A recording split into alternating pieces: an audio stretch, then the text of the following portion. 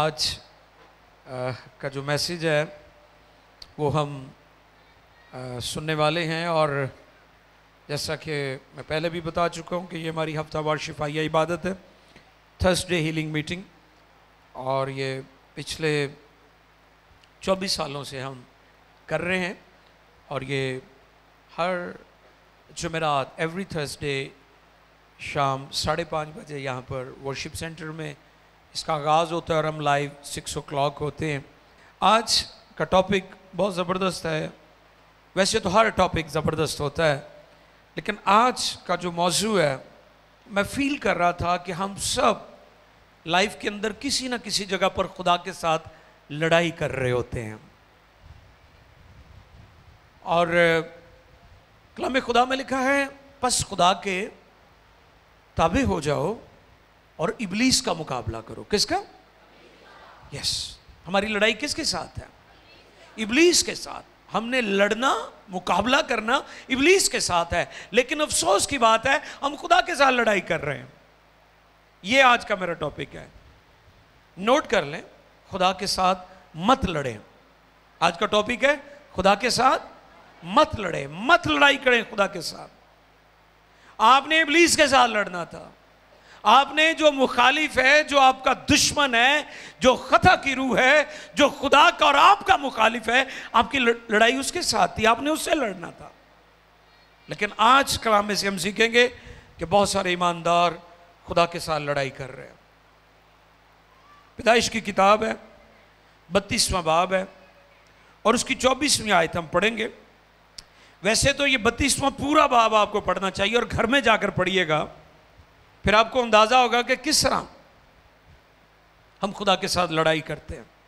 जी, मुकद्दस कलाम में से पैदाइश की किताब 32वां बाब और उसकी 24वीं आयत मुकद्दसा। आज का टॉपिक है, खुदा से मत लड़ें, मुकाबला मत करें। और याकूब अकेला रह गया और पो फटने के वक्त तक एक शख्स वहाँ उससे कुश्ती लड़ता रहा। मुकद्दस कलाम के पढ़े और सुने जाने पर खुदावंद की बरकत। सब कहें आमीन। यहाँ पर क्या सुना आपने आयत मुकद्दसा में?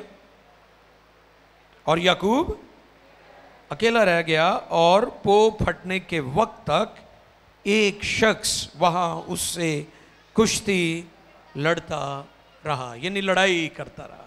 किसके साथ? याकूब के साथ। मैं याकूब की हिस्ट्री पर जब गौर करता हूँ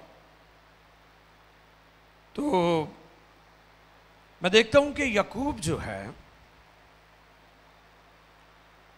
वो बहुत चालाक आदमी था, होशियार आदमी था, और वो बकरियों का दूध पीता था। अब गौर करें, याकूब बकरियों का दूध पीने वाला शख्स था। और मुझे याद है बचपन में कहा जाता था कि बकरी का दूध बड़ा ताकतवर होता है, और छोटे बच्चों को ख़ास तौर पर जो नौज़ायद बच्चे होते हैं, नौमौलूद होते हैं, न्यू बॉर्न बेबी होते हैं, उनको बकरी का दूध दिया जाता है क्योंकि वो बड़ा ताकतवर होता है। अब ये शख्स याकूब बड़ा स्ट्रांग था, बड़ा ताकतवर होगा क्योंकि बकरियों का दूध पीता था। और लड़ाई किसके साथ कर रहा है? खुदा के फरिश्ते के साथ, खुदा के साथ। आप जानते हैं कि ये अपनी मां का बड़ा चहीता था, किचन के बड़े काम करवाता था। मां के कहने पर ये अपने मामू के पास चला गया, और वहां पर जब चला गया तो शख्स ने बड़ी मेहनत की क्योंकि मेहनती बहुत था, और जब मेहनत की जाती है तो उसका अजर भी मिल जाता है। ये वहां पर बड़ा आदमी बन गया, अमीर हो गया। मामे के घर जाके इसके पास बहुत सारी भेड़ बकरियां। और मैं इस मैसेज को जब तैयार कर रहा था कि ये अपने दिमाग को इतना इस्तेमाल करता था, ज़हीन बहुत था,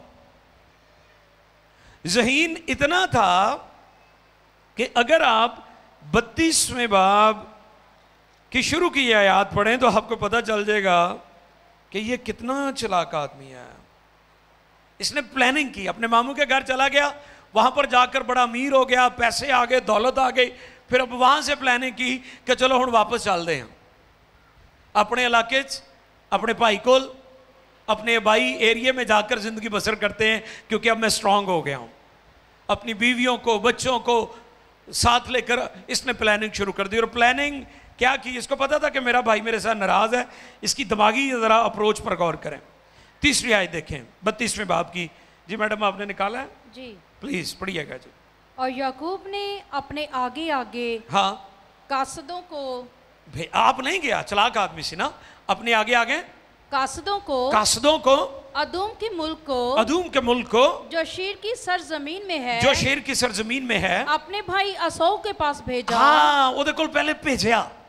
बंदा चूंकि स्मार्ट सी, दिमाग बहुत ज्यादा इस्तेमाल करता सी बंदा, उसने अपने भाई के पास भेजा और उनको हुक्म दिया कि तुम मेरे खुदावन असौ से ये कहना, हाँ मेरे खुदावन ईसाऊ से ये कहना कि आपका बंदा याकूब, हाँ हलीम हो गया ना, बड़ा पता सी भी मैं ਉਹਦੇ ਨਾਲ ਚੰਗਾ नहीं सी कीता ते मैं इत्थे ਉਹਦੇ को चलाकी ना पलोटे दा हक लैके निकल आया, ते बड़ा हलीम ते फरोतन होके कह रहा कि कहना कि जी पढ़िए, तुम मेरे खुदावंद ईसाऊ से ये कहना, मेरे खुदावंद ईसाऊ से ये कहना कि आपका बंदा याकूब कहता है कि मैं लाबन के हाँ मुकीम था मामू के घर में, और अब तक वही रहा और मेरे पास गाय बैल और गधे और भेड़ बकरियां और नौकर चाकर और लौंडियां हैं और मैं अपने खुदावंद के पास, मैं यानी उसको अब खुदावंद कह रहा है, अपने खुदावंद के पास इसलिए खबर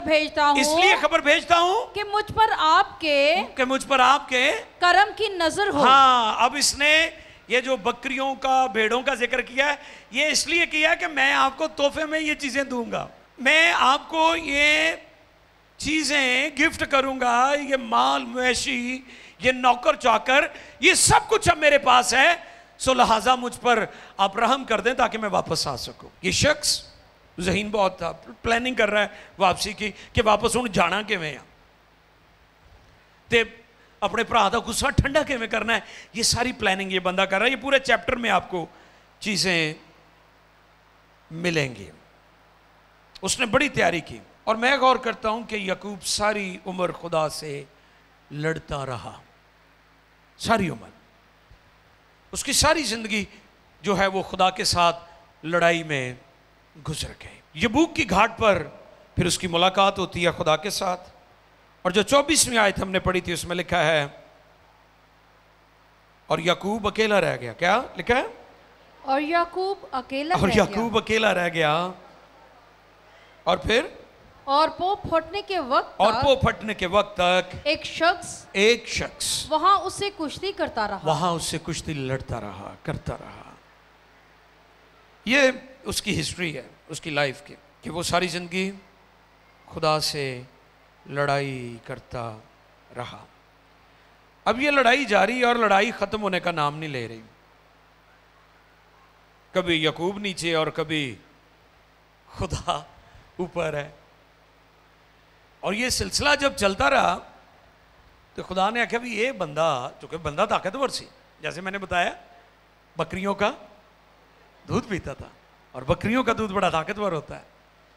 अब चूंकि बंदे की असाब, उसके मसल्स, उसकी हड्डियां, उसका जो थी उसकी तवानाई बहुत ज्यादा थी, स्ट्रांग था, ही वॉज स्ट्रांग मैन। खुदा ने वेख्या कि किन्नी देर लड़ेगा मेरे ना, तो खुदा भी तो खुदा ही है ना। फिर खुदा ने फिर ਉਹਦੀ नस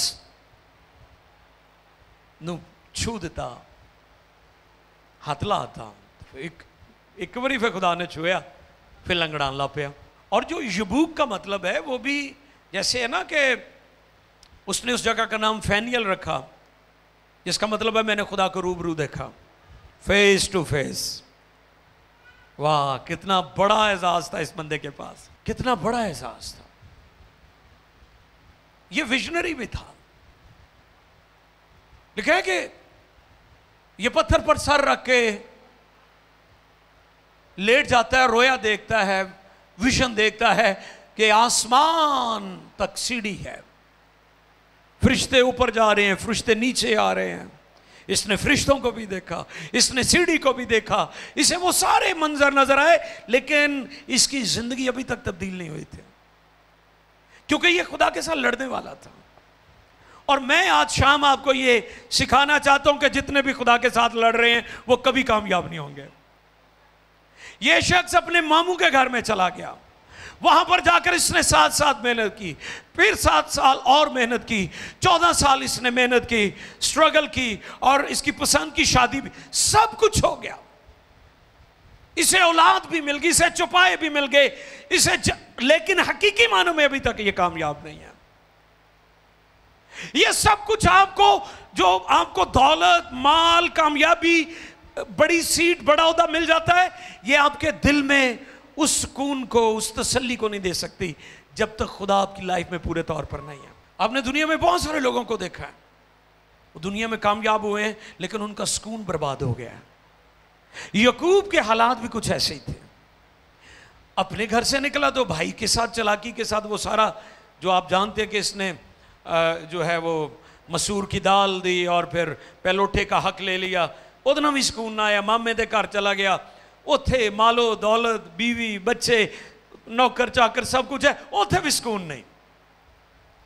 फिर वापसी का प्लान करता है कि वापस चल दें, फिर सोचा भरा ने मार देना, फिर ज़हन से सोचा कि चलो उन्होंने बकरियां और बैल और ऊंट और ये सारी चीज़ें दूंगा, फिर वापस निकल आया।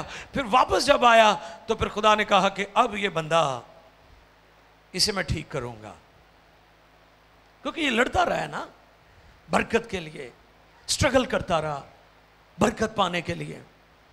और फिर यबूक का मतलब है अपने आप को खाली, यानी वहां पर खुदा इसे भरना चाहता था लेकिन उससे पहले इसे खाली करना चाहता था।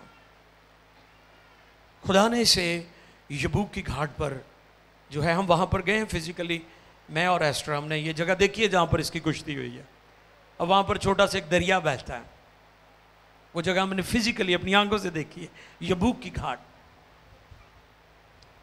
और वहां पर खुदा की इसके साथ कुश्ती होती है, रेसलिंग होती है। और फिर क्या होता है, खुदा इसके साथ लड़ाई करता है। और जब लड़ाई करते करते पो फटने के वक्त खुदा फिर इसकी नस को छूता है और ये लंगड़ाने लगता है, और फिर खुदा इसका नाम तब्दील कर देता है। इसका नाम फिर याकूब से इस्राएल रख देता है। और ये इसकी लाइफ में हकीकी कामयाबी थी जो खुदा की तरफ से थी। फिर उसके बाद ये खुदा के साथ कभी नहीं लड़ा, क्योंकि खुदा इस पर गालिब आया है, खुदा ने इस पर गलबा पाया है। और जब खुदा ने इस पर गलबा पाया और खुदा गालिब आ गया, तो फिर खुदा ने इसे बरकत दी और फिर इसका नाम क्या बन गया जी? इसका नाम इस्राएल रख दिया गया। और खुदा ने फिर उसे बरकत दी। इसलिए मेरे अजीजों, आज जो बात है हमारे लिए सीखने वाली, कि आप खुदा से मत लड़ें, अपने आप को हलीमी, फरोतनी, आजिज़ी के साथ उसके कदमों में पेश कर दें। फाइट ना करें खुदा के साथ, खुदा की मदद भी ना करें। मैंने देखा कई लोगों को, कई लोग दवाई ते दुआ करान गए। कई लोग मेरे पास आते हैं, जी मैं मेडिसिन हकीम को लैके आया, इहदे लई दुआ कर दो। इससे क्या मुराद है कि खुदा को मदद की दवाई दे नाल मदद की लोड़ है। कई लोग ऐसे भी कहते हैं। खुदा ने जब अब्राहम को औलाद दी, पता है आपको, बड़े लोगों ने खुदा की मदद करने की कोशिश की, अब्राहम को तरह तरह के मशवरे देते थे। उसके पास आते थे कि तेरे पास इतनी दौलत है, ये कौन इसका वारिस होगा, तू अपनी लौंडी से शादी कर ले, तो अपनी लौंडी को बीवी बना ले, तो उससे औलाद पैदा कर। जो अलीज़र है तेरा खादिम, क्या वो बनेगा तेरे घर का वारिस? तरह तरह से खुदा को मशवरे दे रहे थे। और बहुत सारे लोग खुदा की मदद करने की कोशिश करते हैं। ये खुदा के साथ एक फाइट है, लड़ाई है, कि जब आप अपने तरीके से खुदा की मदद करने की कोशिश करते हैं तो आप खुदा के साथ लड़ाई कर रहे होते हैं। यानी खुदा आपको एक चीज नहीं देना चाह रहा और आप जबरदस्ती कर रहे हैं, तो फिर आप खुदा के साथ लड़ाई कर रहे हैं। यानी जहां पर खुदा खामोश है आपको बोलना ही नहीं चाहिए। अब्राहम के बारे में हम जानते हैं, उसकी स्टोरी के बारे में। फिर अय्यूब के बारे में भी हम जानते हैं। अय्यूब पर जब मुसीबत आई तो उसके दोस्त आकर उसे कहते थे कि तूने गुनाह किया है। उसे रियलाइज करवा रहे थे कि तू मान के तू गुनहगार है और तुझे गुनाहों की सजा मिल रही है। और अय्यूब जो है वो इस बात को मानने के लिए तैयार नहीं था, क्योंकि वो कहता था मैं तो बड़ी दुआ करने वाला बंदा है, मैं तो बड़ा भगत आदमी है, तो कुर्बानियां भी चढ़ाना है, तो मैं तो सारा कुछ करना, मैं तो कभी भी कुछ ऐसा किया नहीं ਜਿਹੜਾ खुदा की नज़र च बुरा है। तुसी किवें मैनू इस गल ही रियलाइज करवाना चाहते हो कि मैं इस गल मन्ना कि मैं गुनहगार हाँ। वो फिर खुदा से सवालात करने लगा कि खुदा अगर खुदा मुझे मिल जाए तो मैं उससे सवालात करूंगा और उससे पूछूंगा कि ये मुसीबतें, ये दुख, ये तकलीफ़ें, ये बीमारियां, ये हमले, ये सारा नुकसान, मेरे बच्चे मर गए, मेरा घर, मेरे जानवर, सब कुछ चला गया, ये सब कुछ मेरे साथ क्यों हो रहा है? अच्छा, जब वो खुदा से मुलाकात करता है तो फिर खुदा का जब सामना करता है तो फिर उसकी स्टेटमेंट बदल जाती है। फिर कहता है मैं खाक और राख हूं। उन्होंने पता चल जाता ना भी बंदा तो कोई है ही नहीं। ये तो एवं बड़का है ना साड़ियाँ कि जी असी बड़ी दुआ करने, असी बड़ा चर्च जाने, असी दायके भी दिने, असी हदिये भी दिने आ। ठीक है ना। कई लोग कुछ ऐसा उनका अंदाज़ है कि वो ये समझते कि शायद ये रुपया पैसा, ये खिदमत, ये हदिया, ये कालीन बिछाने, ये चंदा उठाना, या मैं कीबोर्ड पर या साउंड पर या कोई और खिदमत आप कर रहे हैं, भाई हैं कैमरे पर, या कोई और बाहर लोग खड़े हैं जूतियां ठीक कर रहे हैं या कुर्सियां लगा रहे हैं या सिक्योरिटी वाले, कई दफ़ा हम फील करते हैं कि हम खादम पर एहसान कर रहे हैं। मेरे अजीजों, जब उसे खुदा मिलता है तो वो फिर खुदा की हुजूरी उसे घेर लेती है। फिर वो रियलाइज करता है कि नहीं, मैं ही कमज़ोर हूँ। वो कहता है मैं खाक और राख हूँ।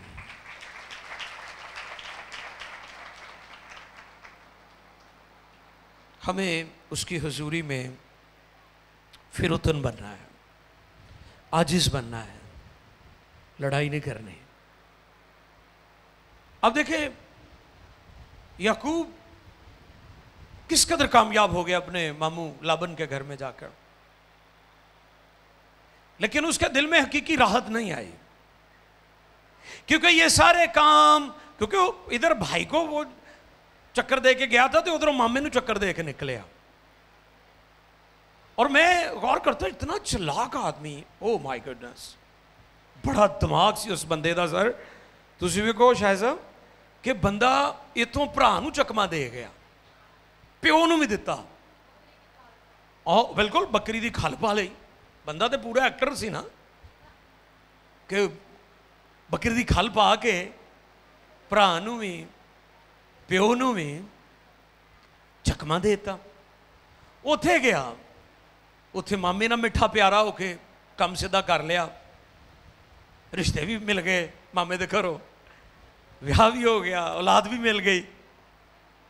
फिर पिछला खानदान याद आवे, उहदी याद सतावे। उत्थों निकलन तो पहले आख्या भरा नूं, क्योंकि शिकारी सी, गोश्त का बड़ा शौकीन है, तो उन्होंने बकरे छतरे दे दांगे। दिमाग उस बंदे का बड़ा चल रहा था।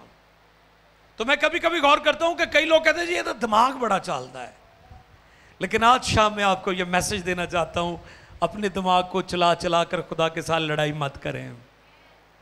आपको हकीकी खुशी और हकीकी बरकत उसके कदमों में आने से मिलेगी। जैसे पिछले दिनों से मेरा एक टॉपिक था कि उसकी हजूरी में हकीकी अमन और सलामती है। खुदा का नाम मुहक्कम बुर्ज है और सादिक भाग जाता है और अमन में रहता है। यानी आप या दुनिया अगर आपको इत्मीनान नहीं मिल रहा, सुकून नहीं मिल रहा, राहत नहीं मिल रही, तो खुदा की हजूरी और उसका नाम वो जगह है जहां पर आपको इत्मीनान और सलामती मिल सकती है।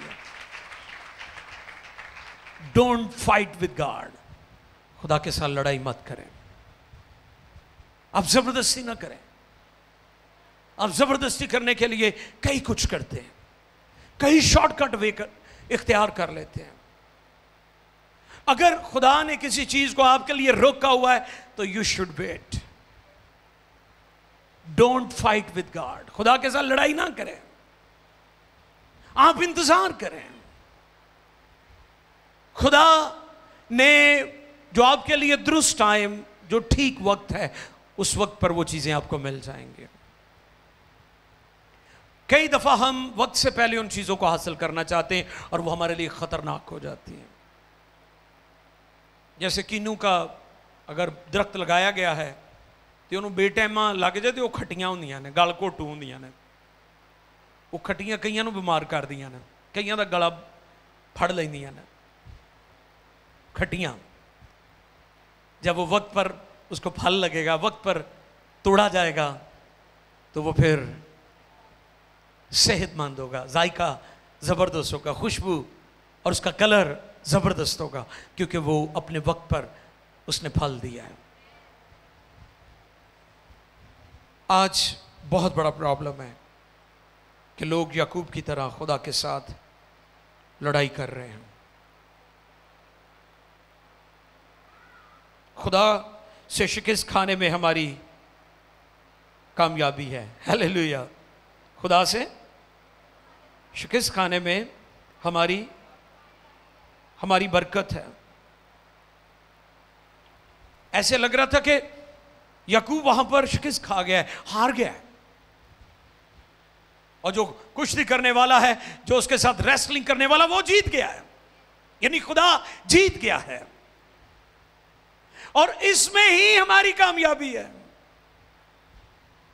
कि हम अपनी ताकत, और कलाम में लिखा है, ये न जोर से और न ताकत से, बल्कि मेरे रूह से ये पहाड़ मैदान हो जाएगा। खुदा फरमाता है, कहते हैं ये न जोर से और न ताकत से। आप देख लें, जितने भी काम आप अपनी ताकत, अपने जोर से करने की कोशिश करते हैं, वो आगे चलकर नाकाम हो जाते हैं। धक्केशाही तो तुसी कर लेंदे हो, जबरदस्ती तो तुसी कर लेंदे हो, लेकिन थोड़ी देर के बाद फिर आपके अंदर बेसुकूनी शुरू हो जाती है। मैं गौर कर रहा था कि कई लोगों को गर्मी में इधर वो कहते जी वो असी मरी 4 के दिन चलो कमेटी पाई हुई सी, मरियो फिर आने हैं, इतने तो गर्मी है, इतने तो बिजली नहीं है। मैं आपकी बात नहीं कर रहा हूँ, जनरली बात कर रहा हूँ। आप चक्कर लगा के आते हैं 4-5 दिन लिए, तुसी उत्थे बड़े सुकून नाल जनाब फिर फुर लेंदे हो। बाद में क्या होता है, वापस आके फिर वही गर्मी शुरू, फिर वही हबस, फिर वही पसीने, फिर वही इरिटेशन। ऐसे होता है ना। हकीकी इत्मीनान जो है वो सिर्फ खुदा की हजूरी में है। आप मरी फिर आए, आप नारान फिर आए, तुसी कनेडा तो भी फिर आओ, स्विट्जरलैंड तो भी फिर आओ, लेकिन हकीकी खुशी और तसल्ली और इत्मीनान सिर्फ उसकी हजूरी में है। कई दफा लोग कहते हैं ये शख्स हार गया है, आप हारते नहीं हैं। वो गीत भी हम गाते हैं ना, असी हार नहीं सकते, असी शोले खुदा दे हैं। ओके, असी लश्कर खुदा दे, असी हार नहीं सकते। अगर किसी जगह पर कोई फील करता ना कि जी ऐ देखो ऐ हार गया है, आप हारते नहीं हैं। और मैंने पहले भी 1-2 दफ़ा ये बात बताई है कि मसीही दूसरी दुनिया से अलग सोचते हैं। लोग फतह के लिए निकलते हैं और मसीह फतह लेकर निकलते हैं, क्योंकि वो फतह हमारी है। इसलिए खुदा के साथ लड़ाई ना करें। आपको हारना ही पड़ेगा एक दिन, और जिस दिन आप हार गए और खुदा जीतेगा आपकी लाइफ में, मूसा बार बार कहते थे कि मैं रुक रुक कर बातें करता हूं। और मैं कभी कभी गौर करता हूं खुदा को, ये लोग जो रुक रुक कर बातें करने वाले, ये लंगड़ा कर चलना शुरू हो गया था। याकूब ऐसे ऐसे, ये कई दफा खुदा में हलीम कर रहा होता। मूसा रुक रुक कर बातें करता था। बारहा मूसा ने कहा कि मैं नहीं कर सकता, नहीं हो सकता, मैं ज्यादा बोल नहीं सकता।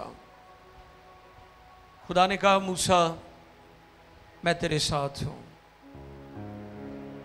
मैं तुझे तर्जुमान दूंगा, मैं तुझे हारून दूंगा, मैं तुझे साथी दूंगा, मैं तुझे मदद। मूसा भाग गया, डेजर्ट में चला गया। और अब गौर करें कि मूसा की ट्रेनिंग का जो दौरानिया है वो कितना जी, 40 साल उसने फिरौन के घर में तालीम पाई और 40 साल उसने डेजर्ट में, बियाबान में खुदा उसे सिखाता रहा। और फिर मूसा खुदा के काम के लायक हुआ, खुदा की ट्रेनिंग।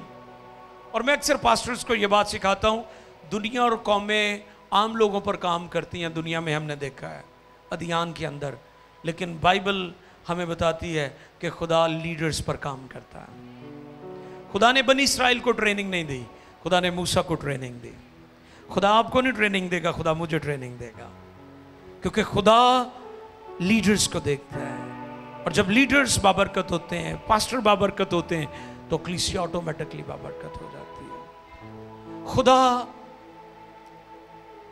याकूब पर गालिब आया है, खुदा मूसा पर गालिब आया है।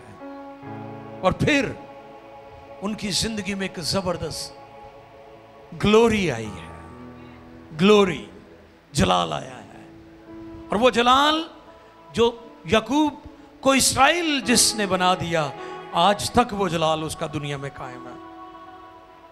वो कामयाबी, वो कामरानी जो याकूब ने अपने तरीके से, अपनी ताकत से हासिल की थी, वो थोड़े वक्त के लिए थी, लेकिन जब खुदा ने उसका नाम बदल दिया, तब्दील कर दिया, तो आज तक उसका जलाल पूरी दुनिया में है। उसे इस्राइल कहते हैं, उसे इस्राइल कहते हैं। दुनिया, कौमें, ताकतें, हुकूमतें, इख्तियारात, सुपर पावर्स सब उसके ताबे हैं, क्योंकि खुदा उस पर गालिब आया है। उसने खुदा के साथ लड़ाई करना बंद कर दी थी। और जब खुदा जीत गया तो फिर याकूब हकीकी मानों में कामयाब हुआ और वो इस्राइल बन गया। अजीजों, आज का टॉपिक, खुदा से मत लड़ें। खुदा से गौर करें अपनी अपनी जिंदगी पर कि लाइफ के किस एरिया में आप लड़ाई कर रहे हैं खुदा के साथ। नहीं, मैनू आ ही चाहिए, मैनू पुत्र ही चाहिए, मैनू धी ही चाहिए, मैनू आ गड्डी चाहिए, मैनू आ घर ही चाहिए, मैनू आ पैसे ही चाहिए, मेरा प्राइज बांड निकलने चाहिए, मैं पादरी बनना ही बनना, जो मर्जी कर लेना, मैं काम करना है, मैं इतने ब्याह करना ही करना। ज्यादा देर कहाँ चलते हैं ऐसी शादियां जो खुदा की मर्जी के मुताबिक ना हो। तो एक टॉपिक है, अभी भी रहता है मेरा, मैंने आपके साथ वादा किया था, खुदा के बेटों ने आदमियों की बेटियों से, क्योंकि वो खूबसूरत थी, क्या? क्योंकि वो, ये इंतहाई पस्त सोच की अलामत है कि आप शादी खूबसूरती की वजह से कर रहे हैं। और इमसाल की किताब में लिखा है, हुस्न धोखा, हुस्न धोखा और जमाल बेसबात है। ये ढल जाता है, ये खत्म हो जाता है। सो अपना चुनाव, जब आप शादी का चुनाव करें, वो बच्चे हो या बच्चियां हो, खूबसूरती को बुनियाद ना बनाए। खूबसूरती अगर आपका म्यार है तो आपकी सोच बहुत ही थकी हुई है। इस पर हम सीखेंगे किसी दिन कि खुदा के बेटों से क्या मुराद है। अक्सर लोग सवाल भी करते हैं, और आदमी की बेटियों से क्या मुराद है। खुदाइश की किताब में से अक्सर लोग ये सवालात रखते हैं, और कई पादरियों ने हमें मान लिए सवाल कर देंगे ने। मैं अमेरिका में था तो वहाँ पर किसी ने मुझे पूछा, तो वहाँ पर वो बंदा चंगी पींदा सी रज रज के। फिर अगले दिन वो मेरी मीटिंग में, उन्हें आख्या जी तुसी कल मेरी अखां खोलियां ने, खुदा के कलाम ने आंखें खोली, मैंने क्या खोलना था। तो इसलिए हमें इस चीज़ को अंडरस्टैंड करना है कि जो फैसले खुदा की मर्जी से होते हैं, जो प्लान्स खुदा के हैं, जो खुदा के प्रोग्राम्स हैं आपके लिए, वो शानदार हैं। डोंट फाइट विद गॉड, खुदा के साथ लड़ाई ना करें। मैं खुदा को ले गई रहना वा, कई कहेंगे मैं तो लड़के ले लेना, और ना लड़या करो। ये जो कुछ लड़के लेंदे हो बेकार है। जो खुदा आपको देता है, जो खुदा के आपके लिए ख्यालात हैं, वो बेस्ट है और बेहतरीन है। क्योंकि इंसान हमेशा पस्ती की तरफ जाता है। आपको पता है लूत ने जिस इलाके का चुनाव किया था वो मैदानी इलाका था। उन्हें क्या जरखेज एरिया, जमीना, फसलां थे। अब्राहम ने पहाड़ चुन लेने।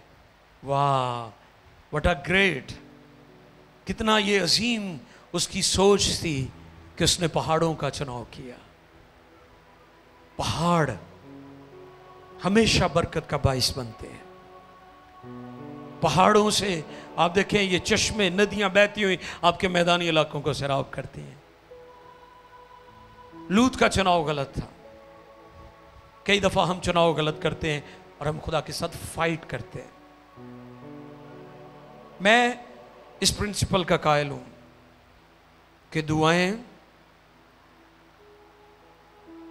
ख्वाहिश को पूरा करने के लिए नहीं होनी चाहिए, दुआएं खुदा की मर्जी मालूम करने के लिए होनी चाहिए। आप ये दुआ ना करें ऐ पूरा हो जाए, ऐ हो जाए, ऐ हो जाए। आप दुआ इस बात के लिए करें कि जिस तरह ऐ बाप तेरे बेटे यीशु ने कहा कि तेरी मर्जी जैसी आसमान पर पूरी होती है, जमीन पर यानी मेरी जिंदगी में पूरी हो।